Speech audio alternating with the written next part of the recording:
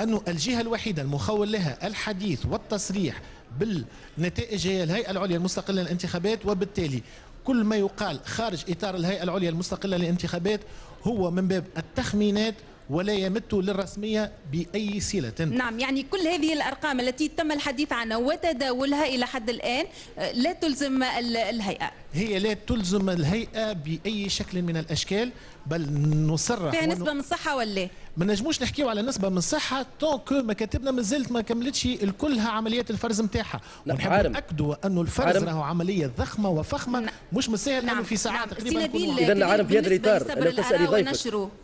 بالنسبة لسبر الآراء أكدنا مرارا وتكرارا أن سبر الآراء هو ممنوع خلال الحملة الانتخابية وخلال فترة الصمت. بالتالي احنا مازلنا توا في فترة صمت تنتهي الساعة 2 ليلا، يعني 2 فجرا. بالتالي نشر سبر الآراء والتعليق عليه راهو مازال يدخل في باب الممنوعات الخاصة بفترة الصمت الانتخابي، وراهو فما فيها مخالفة تؤدي لخطية مالية تتحملها المؤسسة اللي قامت بالبث كما تتحملها المؤسسة اللي قامت بعملية سبر الآراء، وترجع للسلطة القضائية تحديد المسؤوليات في المسألة هذه.